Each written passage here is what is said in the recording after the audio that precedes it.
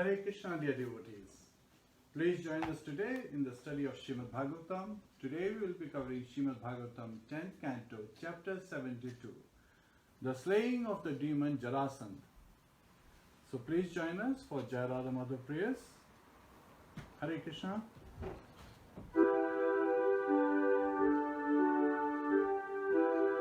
Jai Radha Madhava Kunja Bihari. Jai Radha Madhava Kunja Bihari. Gopi Jana Vallabha Girivardhari.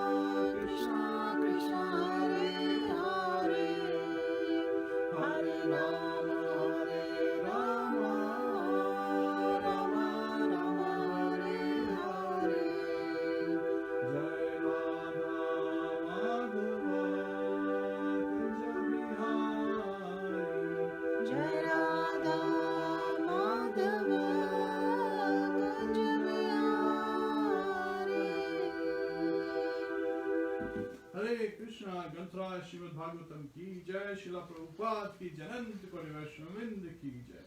So please join us today. We will be covering Srimadbhāgavatam 10th Canto, chapter 72, the slaying of the demon Jarāsandha. Please join us for the recitation of first few verses. And let's do the Mangalacharan prayers together. So we will be taking a couple of minutes to do the Mangalacharan prayers, and then we'll do the recitation of the verses, followed by diving directly into the very subject matter for today's study. Let's do it together. Om Namo Bhagavate Vasudevaya.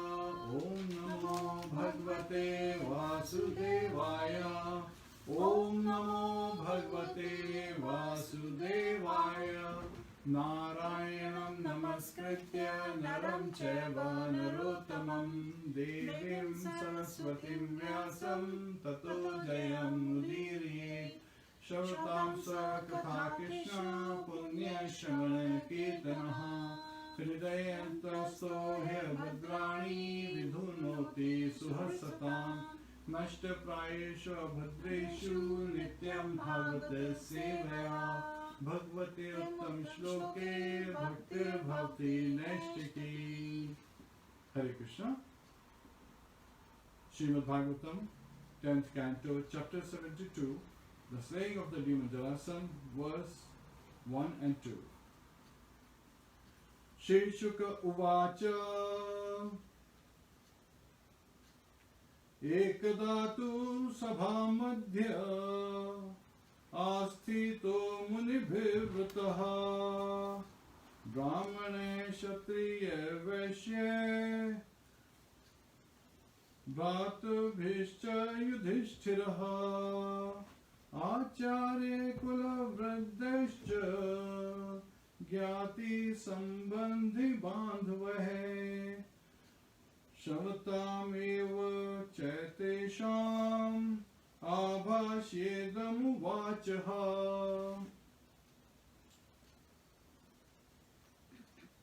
Hare Krishna.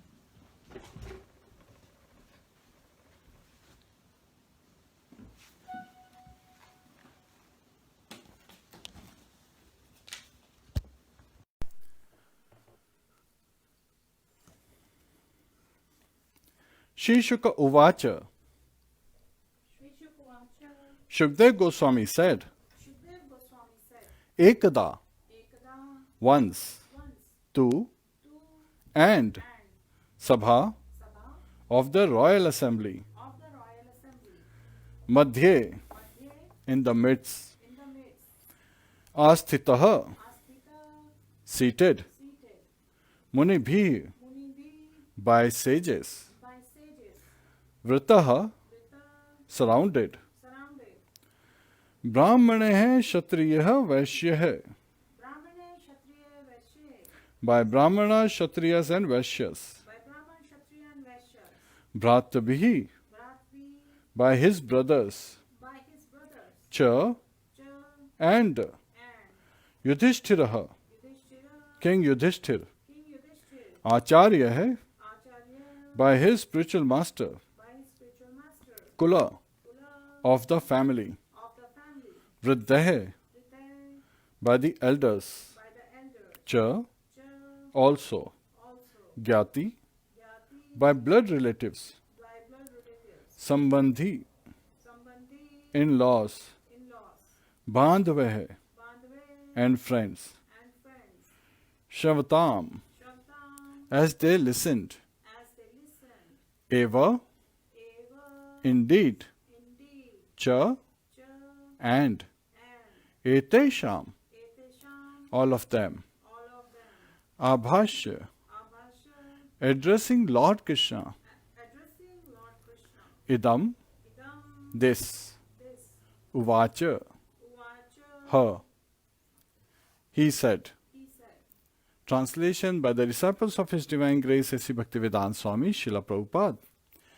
Shukdev Goswami said, one day, as King Yudhishthir sat in the royal assembly surrounded by eminent sages, Brahmanas, Kshatriyas and Vaishyas, and also by his brothers, spiritual masters, family elders, blood relations, in-laws and friends, he addressed Lord Krishna as everyone listened. There's no purpose, so let's cover the next one. Shri Yudhishthir said, O Govind, I desire to worship your auspicious, opulent expansions by the Rajasuya sacrifice, the king of Vedic ceremonies. Please make our endeavor a success, my Lord. Purport. Srila Sridhar Swami states that the word Vibhutihi refers to Lord Krishna's expansions, Amshan, and Srila Vishwanath Chakravarti Thakur further explains that here the word Vibhuti refers to Lord Krishna's opulent expansions within this world, such as the demigods and other empowered beings. Thus, Srila Prabhupada treats this verse as follows in Krishna, the Supreme Personality of Godhead. My dear Lord Krishna, the sacrifice known as the Rajasuya Yajna is to be performed by the emperor, and it is considered to be the king of all sacrifices. By performing this sacrifice, I wish to satisfy all the demigods who are your empowered representatives within this material world, and I wish that you will kindly help me in this great adventure, so that it may be successfully executed. As far as the Pandavas are concerned, we have nothing to ask from the demigods. We are personally satisfied by being your devotees. As you say in the Bhagavad Gita, persons who are bewildered by material desires worship the demigods, but our purpose is different. I want to perform this Rajasuya sacrifice and invite the demigods to show them that they have no power independent of you. They are all your servants, and you are the Supreme Personality of Godhead. Foolish persons with a poor fund of knowledge consider your lordship an ordinary human being. Sometimes they try to find fault in you, and sometimes they defame you. Therefore, I wish to perform the Rajasuya Yajna. I wish to invite all the demigods, beginning from Lord Brahma, Lord Shiva, and other exalted chiefs of the heavenly planets. And in that assembly of the demigods from all parts of the universe, I want to substantiate that you are the Supreme Personality of Godhead, and that everyone is your servant. Hare Krishna. So praying to the spiritual masters, invoking their blessings. Hare Krishna. Namo Vishnu Padaya Krishna Prishtaya Bhutale Śrīmate Bhakti Vedanta Swami Niti Namine Namaste Saraswate Deve Gaurvani Pracharine Nirvishesha Shunyavadi Pashyati Deshitarine Om Jnana Timrandasya Jnananjana Shalakaya Chakshurunmilitam Yena Tasmai Shri Guruve Namaha Mukam Karoti Vachalam Pangum Langhayate Girim Yat Kripatadham Vande Shri Gurum Dinataranam. Paying obeisances to my spiritual master, His Holiness Gopal Krishna Goswami Maharaj, Srila Bhagavad, and also to my instructing spiritual masters, instructing gurus, His Holiness Japataka Maharaj, His Holiness Romapad Maharaj, and His Holiness Radhanath Swami Maharaj. Hare Krishna. And then chanting of the holy name. Hare Krishna, Krishna Krishna, Hare Hare, Hare Rama, Rama Rama, Hare Hare. Hare Krishna. So here we are continuing the event from the previous chapter. And today the focus is on making choice to act for Krishna's pleasure. That is the perfect formula for peace and happiness. So today we are covering Śrīmad-Bhāgavatam, Canto 10, Chapter 72, the slaying of the demon Jarāsandha. Now Srila Prabhupada in Krishna book titled this chapter differently. He called it Deliverance of King Jarāsandha, because he's not calling him demon. Of course, in the text it has been referred at a couple of places as demon. But he's called king because he is a Kshatriya and he is a good householder, a good grahastha. So he's carrying out his duties very nicely as a grahastha, following Varnashram Dharma. He is very benevolently disposed towards the Brahmanas.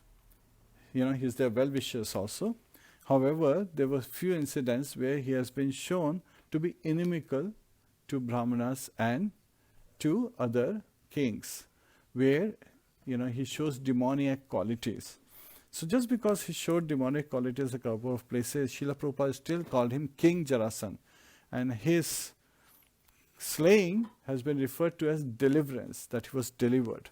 So there is some glorification as per Varnashram Dharma. From a spiritual perspective, there is still some aspects lacking. So we should look at it from the proper perspective, how he is carrying out his prescribed duties and how he is lacking the spiritual aspects. Because if you perform your duties very nicely, but if you have not understood that Lord Krishna is the Supreme Personality of Godhead, Srila Prabhupada says, all your good qualities, they vanish. So a person who may think that they are acting very nicely, but if they are not devoted to Lord Krishna, if they are not dovetailing all their duties, that their actions they are performing in service of Lord Krishna, keeping Lord Krishna in the center, then such a person has no good quality. That has been identified. So yes, you could be marching on this ladder of success, but after you reach at the top, if you realize that your ladder was, resting on the wrong side, and actually the goal, the true success is on the other side. So performing prescribed duties with respect to the body was not just the basis of Varnashram Dharma.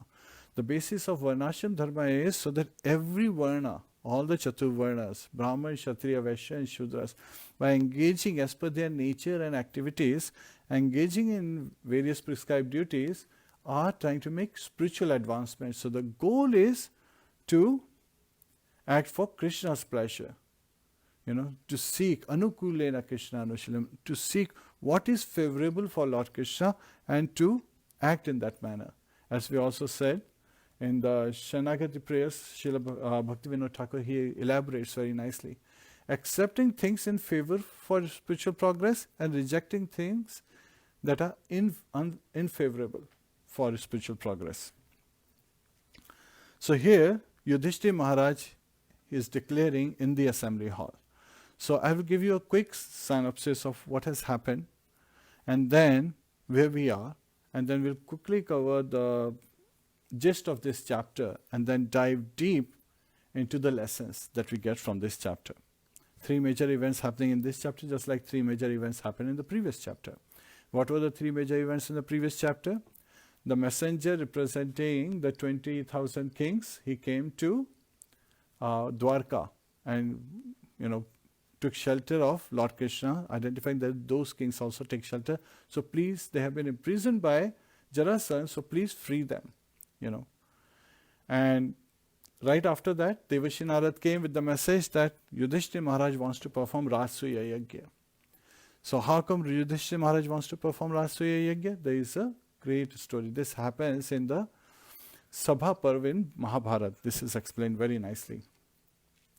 So, in the previous chapter, yesterday we covered Indradev. He wants to consume the Khandava forest because of the herbs to cure his indigestion. And Lord Krishna and Arjun, they agree. So Arjun even fights with Indradev. And he creates a perfect net of arrows on top of the forest so that not even a drop of rain can penetrate through, because Indradev happens to be a good friend of Takshak, Takshak snake. And Takshak lives in Khandava forest. So thinking that if Agni Dev will burn away Khandava forest, his friend Takshak would be killed as well. So that's why Indradev is trying to stop. Yet at the same time, Arjun and Lord Krishna, on the chariot given by Agni Dev, they are fighting with Indradev, stopping him from pouring rain on Khandava forest. And Agni Dev is able to consume it. But at the same time, Takshak is not there, but there happens to be another personality, Mayadanav. So Mayadanav is there. But Lord Krishna, he, with his yogic power, with his internal potency, he is able to save Mayadanav. Now sometimes people even get surprised that he's a Danav, he's a demon, and still he is saved by Lord Krishna. Because Lord Krishna is seeing a higher purpose. He wants to engage this Mayadanav in the service of his devotee, to purify him. So that is Lord's mood. He doesn't, na dveshti, na priya. He doesn't consider anyone his enemy or his friend. And he is asking everyone, Lord Krishna wants everyone to take to his service so that everyone can experience transcendental bliss, attain the peace and experience this happiness that we are all looking for. Because by very nature, the living entity, we are always seeking happiness, right?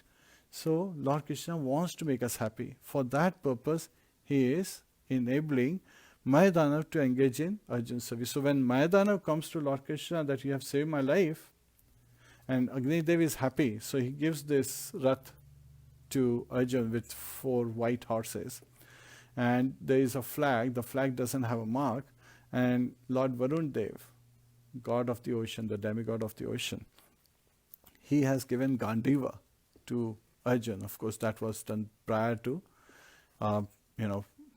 consumption of this forest.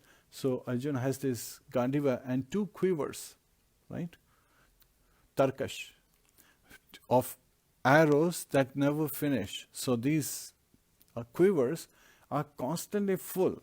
So he can take out as many arrows to shoot. Arjun can continue to do that, and these quivers will never be empty. So that is the potency. And this chariot is capable of winning in all 10 directions. The 8 directions, horizontal planes, and up and down. So, above and below. Those are the other 2 directions. So those are the 10 directions. So Lord Krishna, when Mayadanav approaches, says that you should serve Arjun. So at that time, Mayadanav asks Arjun, and Arjun, with consultation with his brothers, especially Yudhishthira Maharaj, they decide that Mayadanav should build a nice assembly hall. Mayadanav selects a 90,000, square meter kind of like space to create this, to build this assembly hall. And he also tells Arjun that he is going to collect various jewels. And also, seeing Bhim, he is incited that, I should also give him something. So he says that there is an amazing club, Gada, that is there, that was thrown by Mahadev once. So he wants to retrieve that also. And also there happens to be this conch in the lake that he wants to retrieve. By saying this, he leaves. Now somebody could say, wait a minute, Arjun just accepted his words and let him leave? Well, Arjun did not save him. He understood that Lord Krishna is engaging in my service. So it is for the benefit of Mayadanav to serve. Mayadanav is obliged. Even though he is a demon, he is obliged because his life has been saved by Lord Krishna. So he really wants to show his skill, right? Imagine, means, if you are at the verge of death and you say, oh, I could have done so much, and now somebody saves you. Then you remember, I could have done so much, so let me give the best that I could do because I have been given this blessing of life. So with this mood Mayadanav is going. Even though he's a demon, he has this mood of, doing something amazing.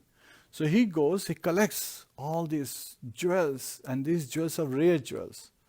Amazing large-sized jewels. And these jewels have this potential to absorb the light from sun, and at night they will light up. And even in the dark areas, they would light up the whole area instead of having the bulbs, right? These jewels would light up with their beautiful colors the whole environment. So he goes, gets all these jewels, he brings this club and gives this club to Bhim. And this club has the power of 100,000 clubs. So that's the strength, means that's how strong and amazing this club is. And this was the club, because Bhim had this club, everyone was terrorized by him at Kurukshetra when the battle ensued.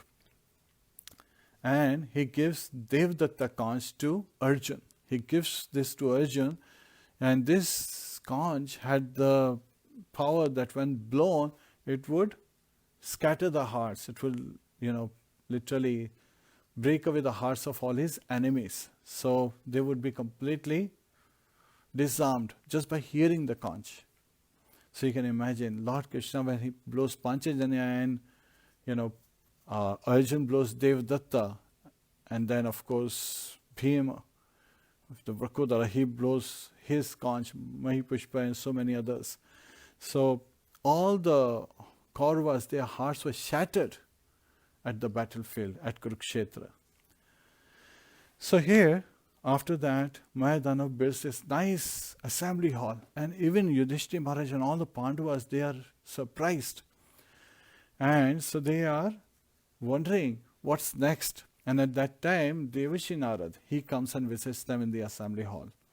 And many other kings and princes, they are coming, and these princes that they are coming, they are also learning how to, the archery, the art to fight from Arjun, and many are coming to learn from Duryodhana. And Duryodhana learned his art of fighting with club from Lord Baldev, Lord Sankarshan.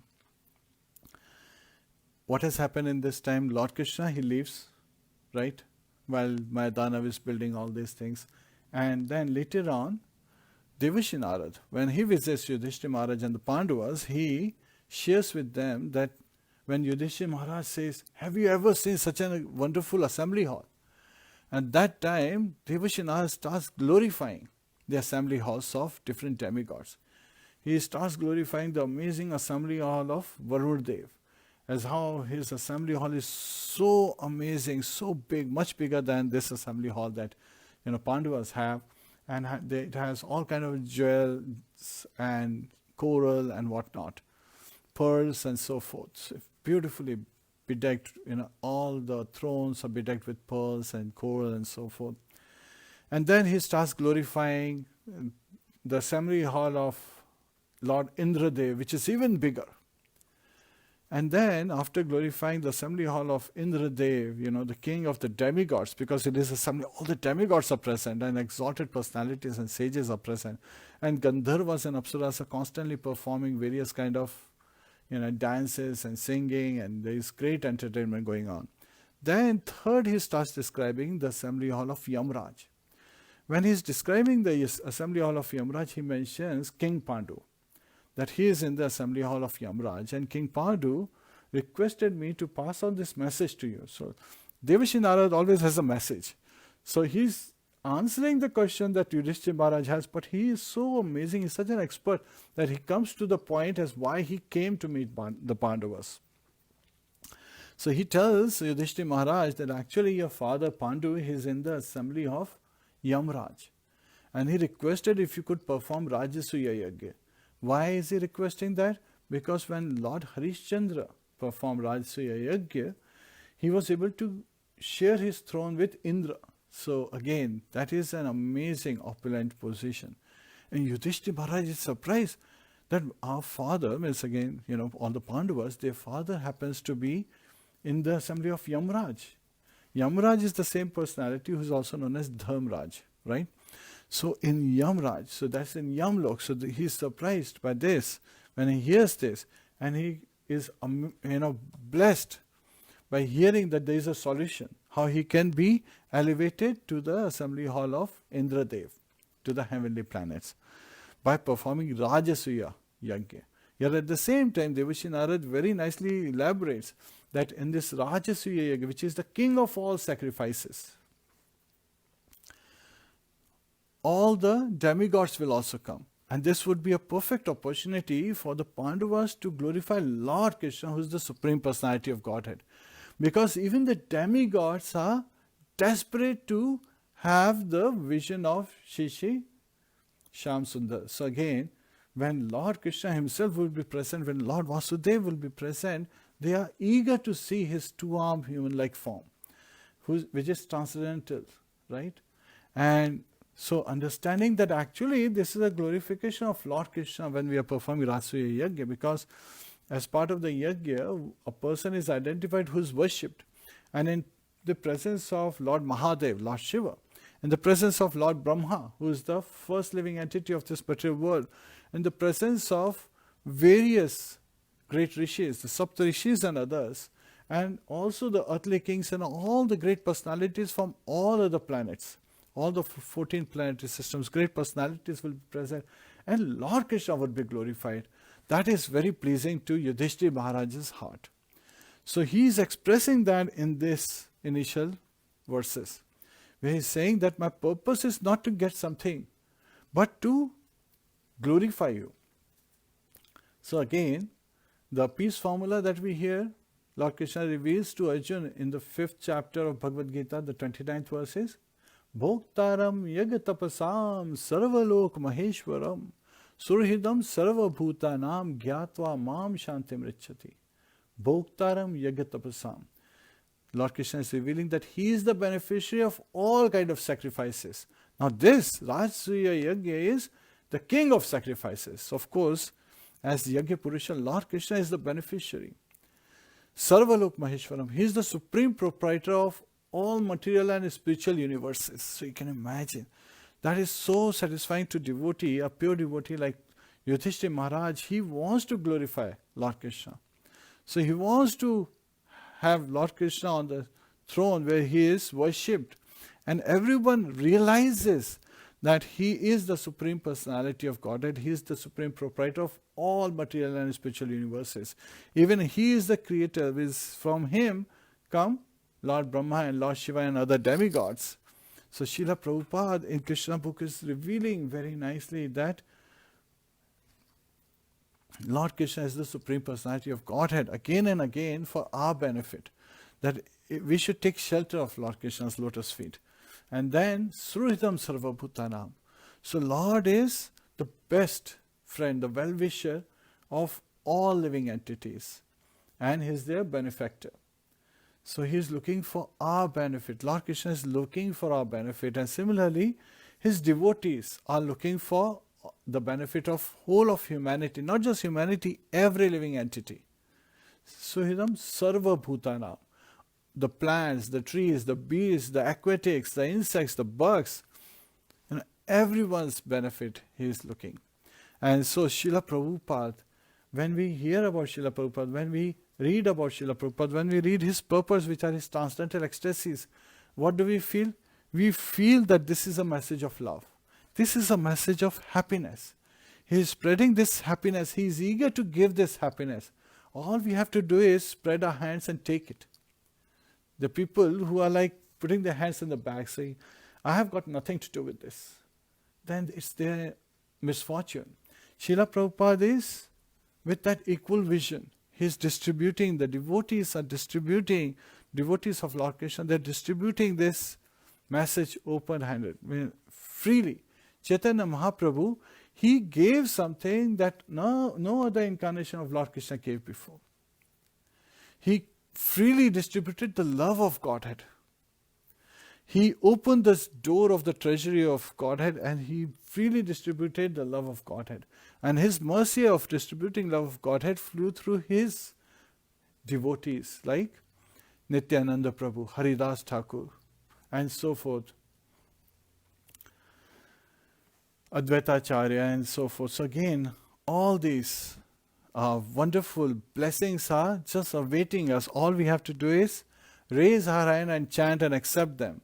Hare Krishna, Krishna Krishna, Hare Hare, Hare Ram, Ram Ram, Hare Hare. So Yudhishthira Maharaj is expressing this to Lord Krishna. And it's not that he's expressing this in a solitude, no. He's expressing this in front of everyone because he wants to be recognized himself as devotee. When earlier, the Govardhan Leela happened, right? After Lord Krishna, when he was 7 years old, he was holding Govardhan Hill for how many days? 7 days and 7 nights, non-stop.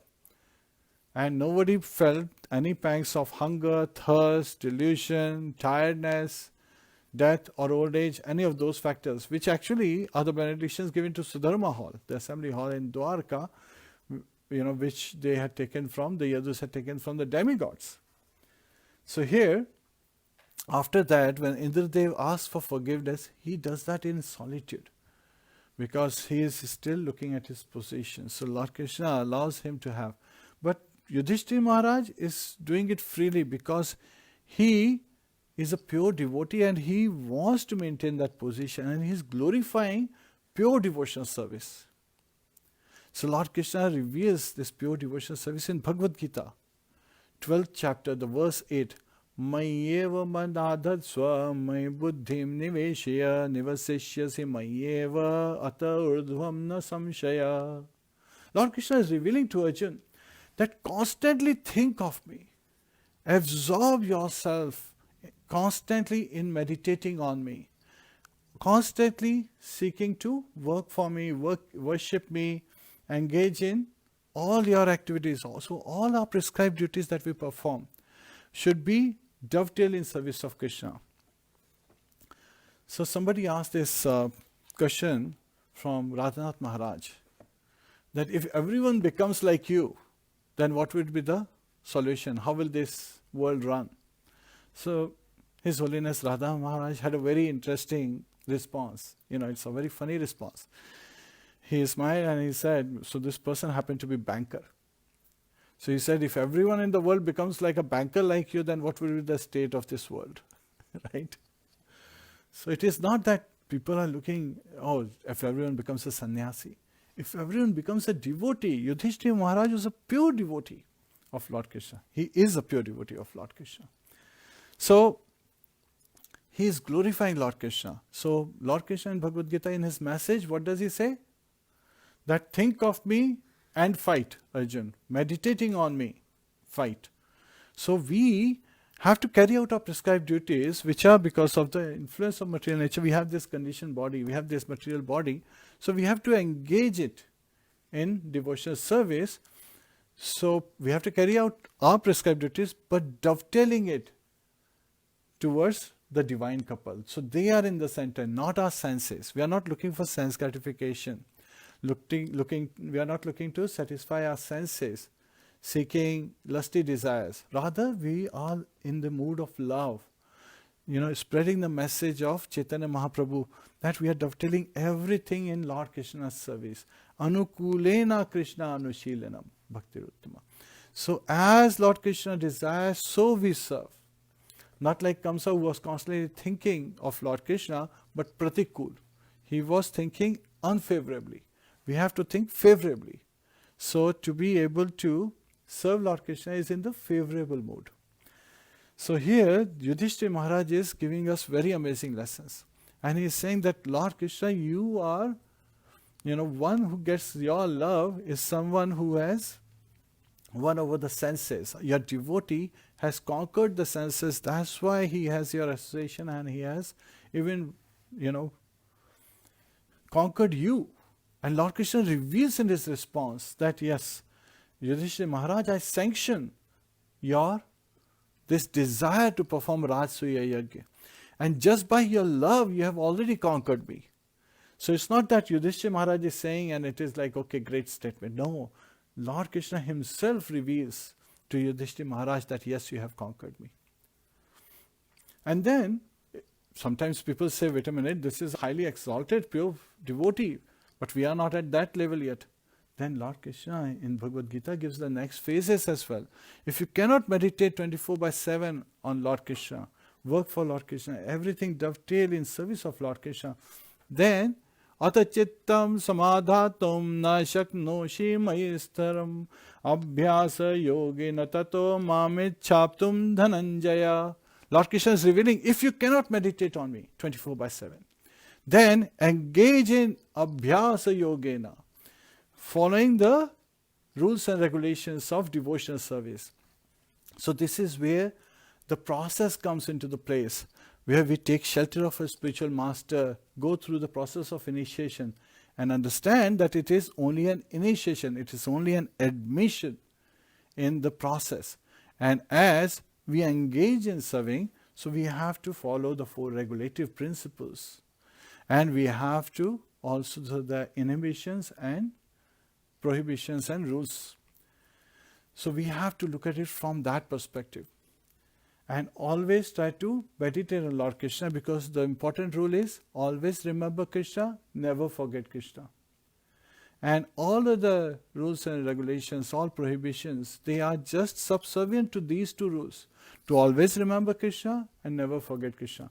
So we engage in, rules and regulations, continue to practice, abhyas yogena, follow as a sadhaka, as a practitioner.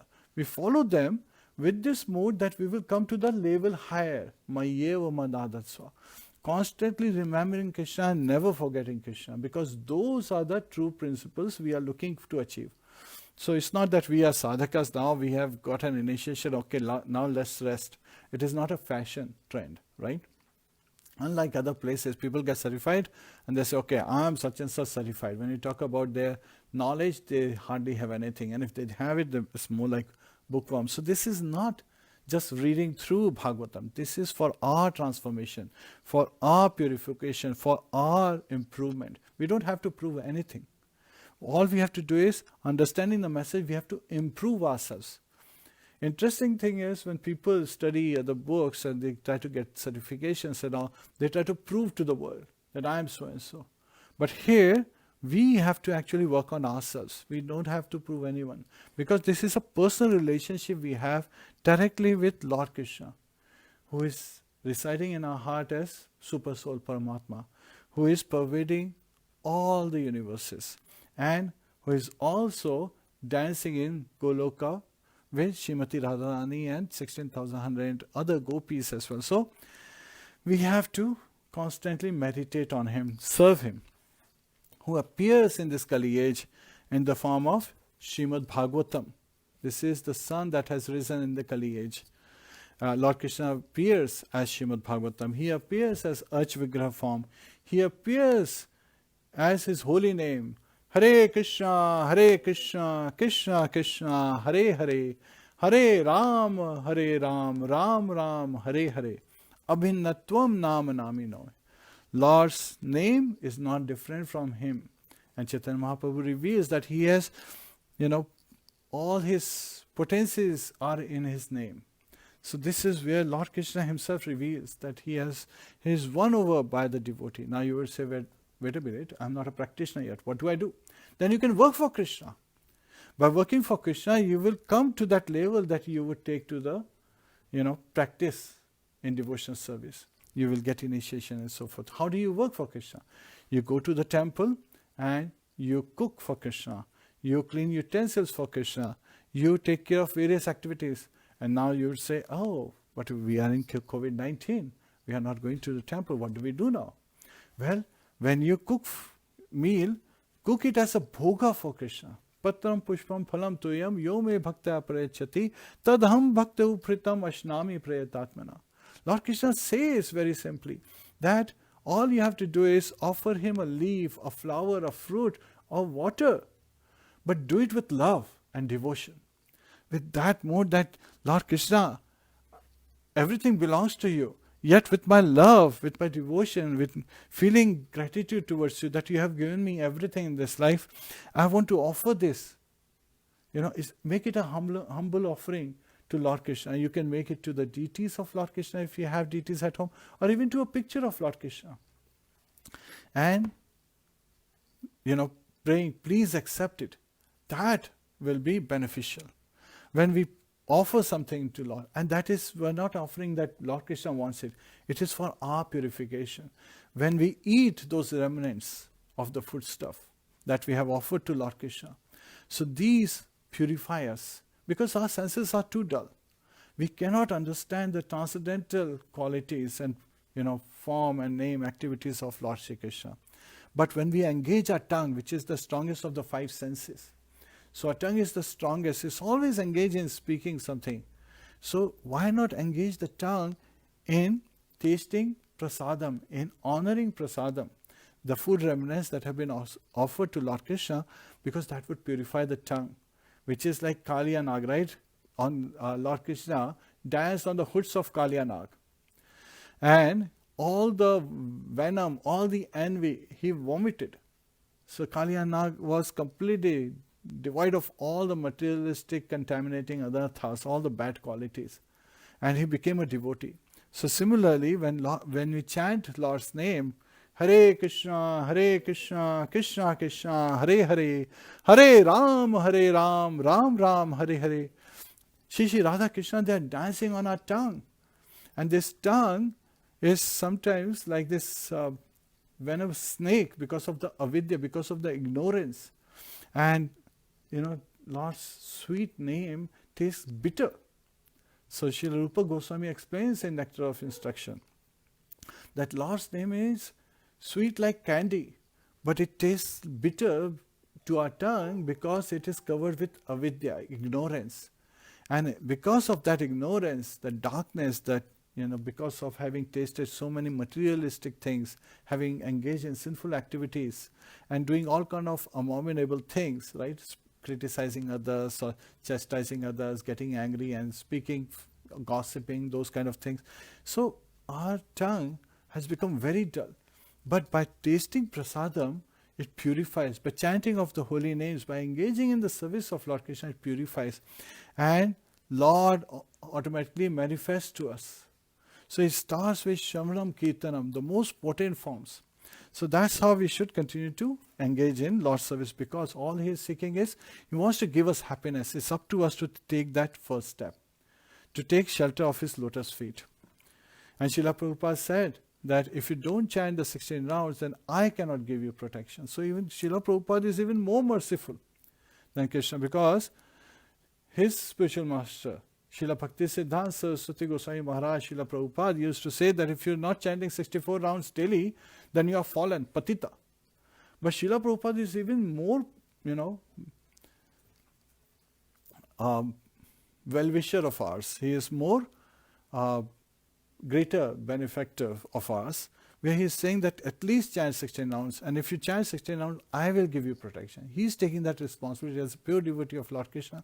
He is giving us his shelter, and when we have a shelter of a Vaishnava, we automatically get the shelter of Lord Krishna, because a Vaishnava always resides at the lotus feet of Lord Krishna, at the shelter of Lord Krishna. So that is a great opportunity, and you can continue to work in various ways. And sometimes people say, well, I cannot work because that is, I have so many servants, they work for me, so I don't work for Lord Krishna. Then at that time, you can, renounce the fruits of your work. Something you get, because to manage temples, to manage various affairs in Krishna consciousness, distribute books and so forth, you can contribute so that this movement can go on. So you are contributing that way, and over a period of time you will get so much sukriti. Sometimes it's called agya sukriti, where you may perform some activities unknowingly. That will purify you, so you will come to work for Krishna, so that you can continue to progress further, to engage as a practitioner in devotional service and realize Krishna consciousness, and further progress to that pure devotee state. Mayeva manadatsva.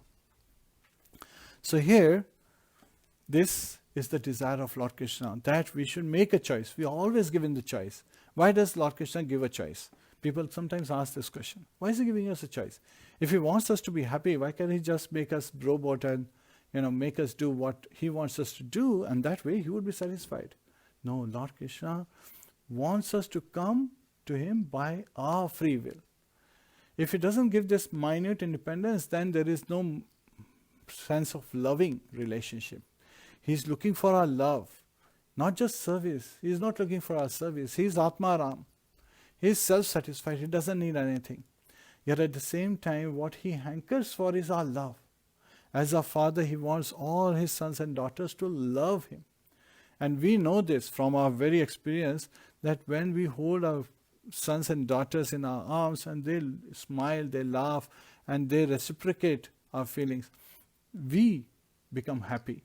So Lord Krishna becomes happy when his sons, his pure devotees are happy. So when we get an opportunity, we serve those pure devotees as well. When they become happy, Lord Krishna becomes happy. So he's looking for this loving relationship. He's not looking for slavery, simply stated.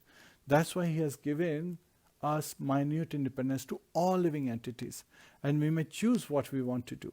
However, it is very clearly identified that if we want to be happy, so Yudhishthira Maharaj has revealed this to us, and Lord Krishna has sealed it by his own statement, saying that with love one can conquer Lord Krishna. So why do you want to be God when you can become greater than God? So Srila Prabhupada used to give this example, that cleanliness is next to godliness, yet at the same time, why? God's position is taken, so you cannot become God, because there is only one Supreme Personality of Godhead, that is Lord Krishna. And he is God and he is everything. And sometimes people from other religion mistake this statement also. So it has been identified very clearly that Krishna means all attractive. So no matter which faith we are looking at, if we are talking about Allah, if we are talking about Christ, means they are all attractive, aren't they? And they are the Supreme Personality, aren't they? So if they are the Supreme Personality, they are not different from Krishna. So look at it from that particular perspective. Look at it from the perspective that there is only one God. And he wants us to be happy. And to be happy, we have to serve him. And the mood of a devotee is to glorify God.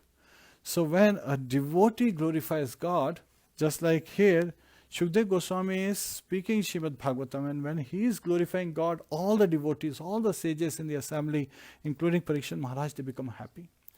And when Shukdev Goswami is glorifying a devotee, like Dhruv Maharaj, Prahlad Maharaj, Lord Krishna is becoming very happy. So that is the mood. So Lord Krishna sanctions it. So at that time, with permission from Lord Krishna, Yudhishthira Maharaj is sending his brothers in 4 directions. Now one very important topic I wanted to cover is, previously Lord Krishna wanted to come to Dwarka, to Indraprasth. So his travel to Indraprasth we discussed. But there was another reason that was there. So we already covered that in 86th chapter, we see how Arjun in Śrīmad-Bhāgavatam 10th Canto kidnaps, Subhadra and marries her. And also in chapter 83, Draupadi meets the queens of Lord Krishna. So after Lord Krishna wants to come to Indraprasth, there is another reason, not just Rajasuya Yajna. Because after Mayadanav had created this assembly, and before Devashi Narad came to meet Yudhishthira Maharaj, 2 incidents had happened. Subhadra had given birth to Abhimanyu. So Lord Krishna, of course, wants to see his nephew. And also Draupadi has given birth to the 5 sons of Pandavas, 1 for each Pandava. So he also wants to, see the nephews and also his sister.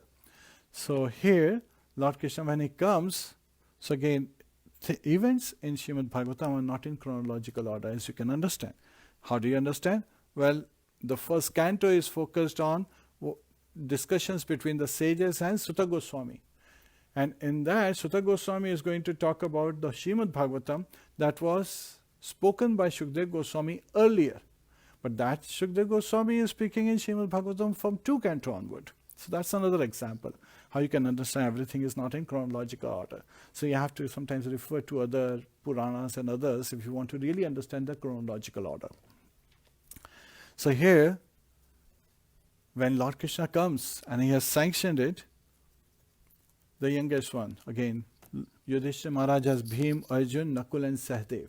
So it's very interesting that they are giving in the reverse order. Sahadev is sent to the south, right? And then Nakul is sent to the west. So it's going in clockwise. You may be seeing it as an anti-clockwise. And then Nakul is sent to the west. And then Arjun goes to the north and Bhim goes to the west. So they are all going with different, set of armies. And they are going to take this message that Yudhishthira Maharaj is going to perform Rajsuya sacrifice. And they are taking this message to all the kings in that given direction. And those kings, if they agree that yes, they take subjugation of Yudhishthira Maharaj, accepts him being the emperor, then they have to give taxes. So they give taxes, and also there's a trend, as we also saw in Ramayana, that they would give part of the army as well. So that's given in Mahabharata as well. So that way they contribute accepting Yudhishthira Maharaj as emperor, and if a king does not accept, then there is fight. And so in the fight, whoever wins continues to move forward. So it is very important for all the Pandavas not just to collect wealth in taxes for the Rajsuya sacrifice, but also to defeat any king who has challenged the authority of Yudhishthira Maharaj. So all of them are coming back except for one bad news. Now you can already imagine what's the bad news here. So all his brothers, they return with a lot of wealth and lot of military power gathered for the Rajsuya sacrifice. However, Yudhishthira Maharaj hears that Jarāsandha has refused.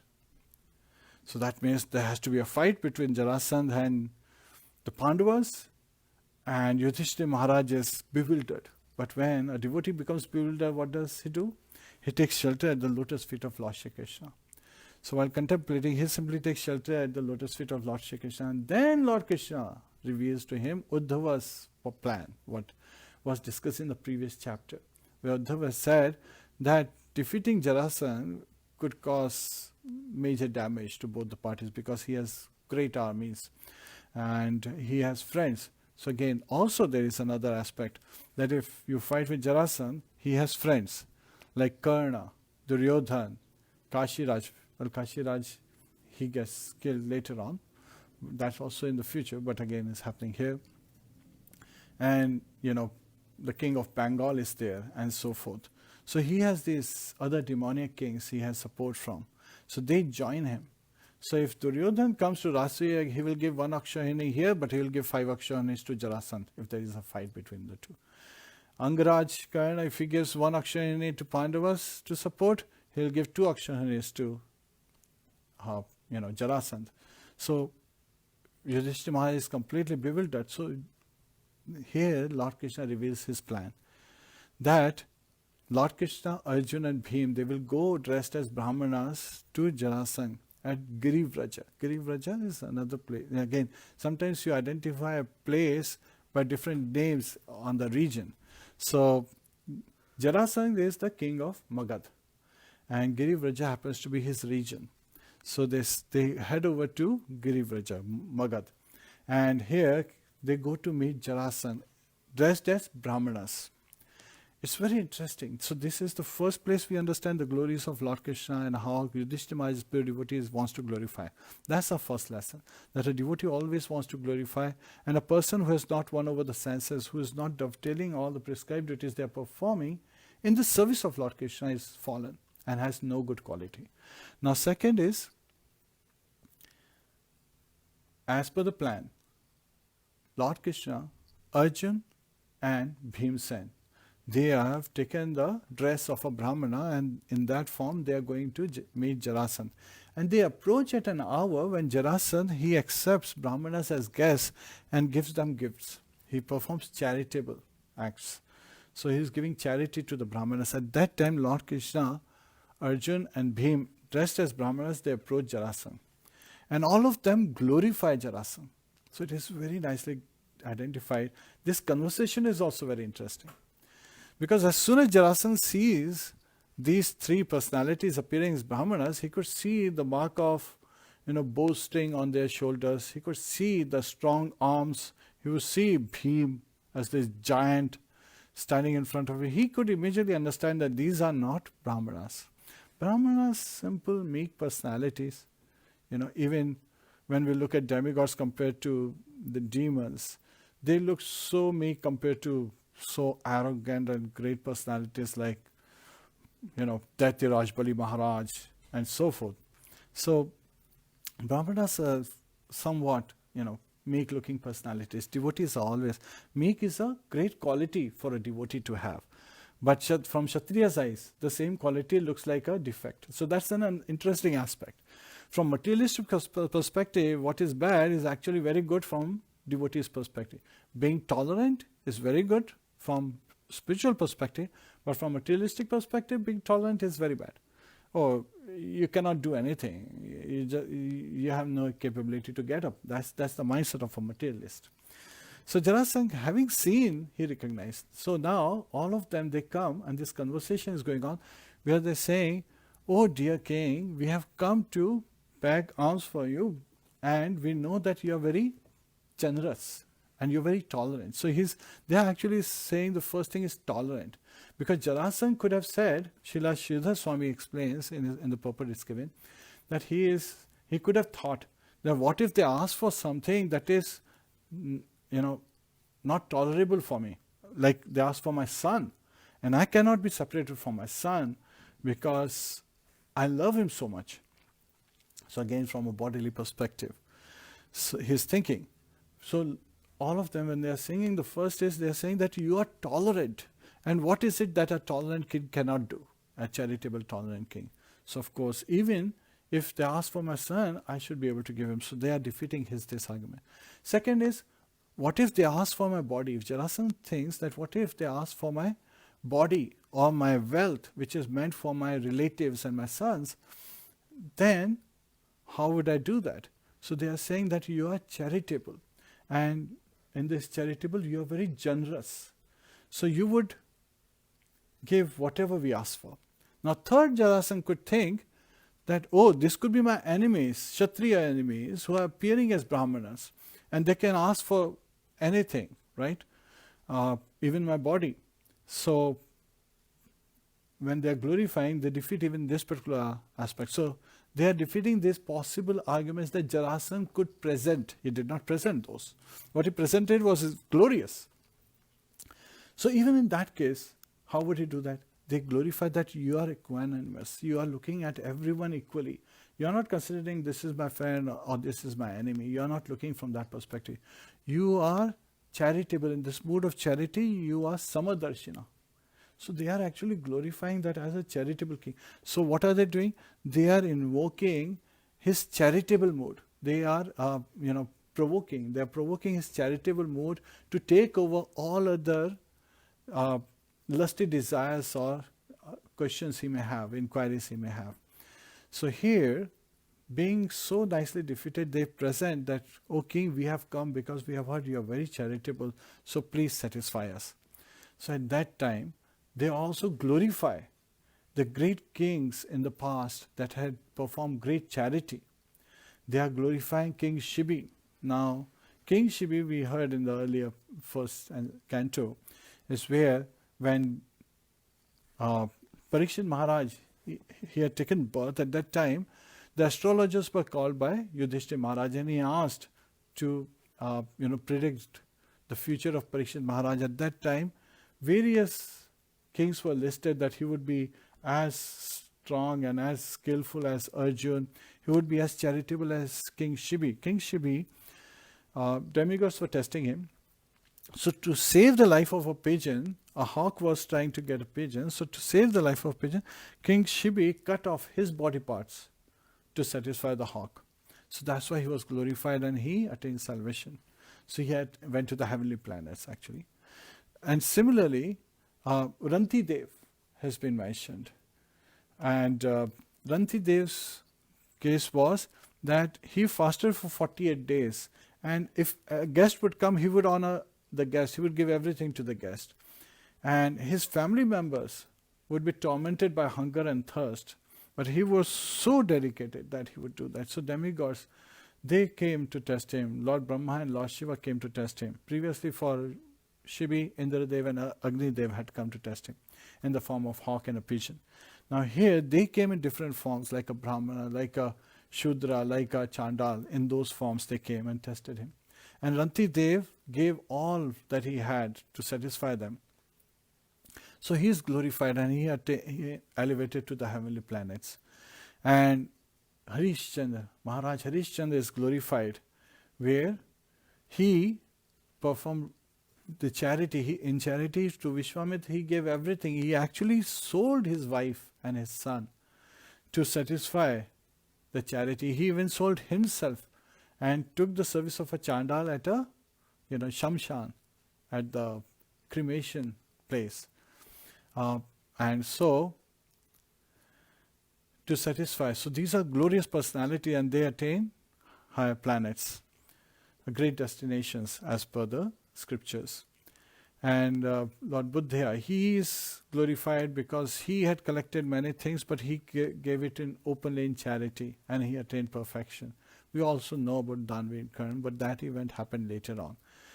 Here, so Jarāsandha, and then he hears about Bali Maharaj. Those three personalities appearing as Brahmana glorifying Bali Maharaj. And this is where truly it has touched Jarāsandha's heart. That Daityaraj Bali Maharaj gave everything, including himself, to Vishnu, who appeared as Vaman Dev, just to snatch away whatever Daityaraj Bali Maharaj had to give to his brother, elder brother, Indradev. So, he is thinking of Daityaraj Bali Maharaj, and he makes a determination in his heart. He says, if these personalities even ask for my body, I will give them freely, because that's how charitable a Kshatriya is, a king is. And that's how I am. That's how charitable I am. And in that mode, he is ready. So he says, yes, please ask whatever you desire. And at that time, Lord Krishna reveals that, oh dear king, oh glorious king, we have not come to ask for alms or anything. We have only come to ask for a duel, one-on-one fight. So now he introduces that this giant, you see here is Bhimsen, the second Pandava, younger brother of Yudhishthira Maharaj, son of Pritha. The other Brahman you see is Arjun, his younger brother. And I am your old enemy, your enemy Krishna. So Lord Krishna is introducing himself as an enemy, because Jarāsandha considered Lord Krishna as his enemy. Lord Krishna is a benefactor of Jarāsandha, but Jarāsandha is thinking in that manner, so he is reciprocating. Yudhishthira Maharaj was also called Ajat Shatru, one who does not have an enemy. And when people hear this, they sometimes immediately jump and say, wait a minute, he had an enemy, Duryodhana. Yudhishthira Maharaj did not consider Duryodhana as his enemy. He always considered Duryodhana as his dear cousin. It was Duryodhana who considered Yudhishthira Maharaj as his enemy. So it is the other's perspective that needs to be taken in consideration. Now here, Jarāsandha, he says, oh, you fools. So he's saying it in anger and arrogance. All of a sudden his mood has changed. Having realized that all of these were his enemies, he says, you fools, if you want a fight, I will give you a fight. And then this is the mindset, because he's in delusion, right? As a Kshatriya, he's in the mode of passion. And his mode of passion, he is saying, oh Krishna, I will not fight with you, because you are a coward. Now when he says this, first of all he says Amanda. Amanda, every time Jarāsandha or any of the demon calls Lord Krishna names, that same words are being used as prayers in glorification of Lord Krishna by Goddess Saraswati. Amanda means one who's not manda, not dull-headed, whose intelligence is not dull, which is that these three personalities are very sharp, very intelligent, to have made such a proposition, such a proposal to Jarāsandha. So similarly, Goddess Saraswati takes every opportunity to glorify Lord Krishna. And he says that I would not fight with you because you are a coward. Actually, Goddess Saraswati changes it, as Sridhar Swami explains, that everyone is in fear in this material world, and only shelter is Lord Krishna. That you are a coward, and you can run away in the middle of a battlefield, just like you left your capital city, Mathura, and you took shelter in the sea. So now when he's saying shelter in the sea, the Lord is always residing in Vishnu form in the Sagar, right? Garbhodakshai Vishnu, Mahavishnu, he is residing in Garbhodak Sagar. Padmanabh Vishnu, he is residing in Padmanabh, and Shirodakshay Vishnu in Kshisagar. So again, he is basically identifying Shirodakshay Vishnu. And so, here, it is very nicely, Goddess Saraswati is singing the same glories, that Lord is always in the ocean, resting on Ananta Shesh. But, moving forward. So Jarāsandha, he says, I will not fight you. I will not fight Arjun because first of all, he is very young, younger than me, and also not as strong as me. However, in the case of Bhimsen, he is as powerful as me. So here Jarāsandha decides to fight with Bhim, and he picks up a very big club, Gada, mace, and he hands it to Bhimsen, and picks up another Gada, and he heads outside the city to fight with Bhimsen. So at that time, Lord Krishna and Arjun, they are approaching, they are accompanying them, and many residents of Magad, they join and they create a big arena where Bhimsen and Jarāsandha, they are fighting. So here, it is very interesting that how Lord Krishna shows to us. So this is the second scene, where we get amazing lessons as Lord Krishna is showing to us how do we get the other party to agree. Ask them what they are seeking, but in a manner that they are willing, so that they are agreeing.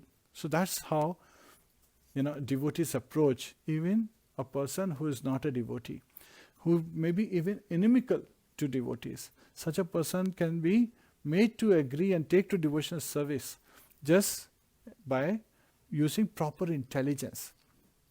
The proper use of intelligence is to have everyone engage in the service of Lord Krishna. So here, as the fight starts, now this fight between Bhimsen and Jarāsandha, the scriptures reveal that they also went on for 28 days, just like the earlier fight between Lord Krishna and Jambavan. In this scriptures, that is not mentioned, but if you read Mahabharata and other scriptures, it has been mentioned. So here they are fighting, and the clashing of these clubs is like thunders clashing, when the clouds are clashing, when there is electric storm happening. So at that time, so that's how they are clashing. Or like the tusks of giant elephants, they are clashing with each other. And when they are hitting each other's bodies, so they are attacking the shoulders, the collarbones, the chest, the back, the thighs and the legs. So that has been mentioned here. To hit below waist is actually not recommended, but in this, in Śrīmad-Bhāgavatam, it is clearly identified that they were hitting each other's thighs and legs. So that is not with the club. When they are fighting, they were using their legs and arms to hit that way. They would not hit the club on the anything below waistline of the opponent. And so they are fighting, and they are so expertly fighting that they look like very skilled actors carrying out this drama. And just like when two elephants are fighting, sometimes the elephants pick up a sugar cane from the field and hit the other elephant, and the sugar cane stick just scatters. Similarly, the clubs were breaking when they were hitting each other's bodies, and the clubs became useless. And not just these clubs, they picked up another set of clubs. They kept fighting. Finally, they were completely devoid of any club or any weapons.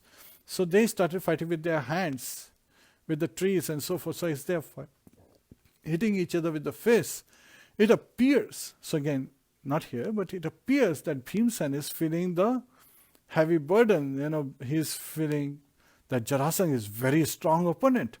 And at that time, Lord Krishna, he imparts his potency to Bhim, and then signals Bhim something. He picks up a small branch of a tree, and splits it into two, and throws them. So by seeing this, Bhimsen understands, seeing this action of Lord Krishna, understands how to defeat Jarāsandha. So he holds a leg of Jarāsandha and pushes him so that Jarāsandha lies down. Now, how did Lord Krishna give this indication? Because he knew about the birth and death of Jarāsandha. That is an interesting aspect. We have talked about the birth. So death, Lord Krishna he knows everything, right? And so, what is the birth story of Jarāsandha? We have covered this earlier, but again, here it has been covered as well. Brihadrat, father of Jarāsandha, he was the king of Magad, and he had his wives. They were the daughters of Kashiraj. So this is the grandfather of the Kashiraj that Lord Krishna kills. So that Kashiraj had two daughters, and both of them, they were twin sisters. They were married to Brihadrat. And King Brihadrat loved his two wives, but he did not have any son. So it just so happened that Chand Kaushik, a great sage, was visiting his kingdom. So the king serves this sage very nicely. So the sage becomes happy. And he says, "O king, what do you want? I'm very happy with your service."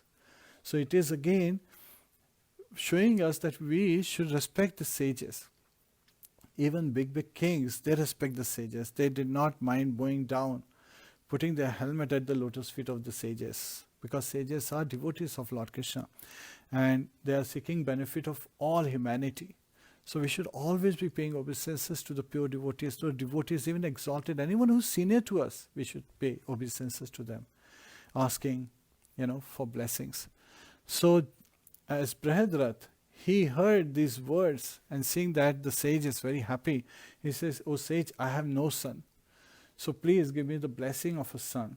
So at that time, sage Chand Kaushik, he gave him a fruit. And since the king brought this fruit and he loved both his wives, who were twin sisters, equally, he split this fruit into two halves and gave each half to each of his queen. And when it came the time to give birth, they only gave birth to half a baby. So baby had only half part. So one queen gave birth to the right half of the baby, another one gave birth to the left half of the baby. So the baby was born with one eye, one ear, one nostril, half of the forehead, half of the chest, one leg, one arm, and so forth, half of the back.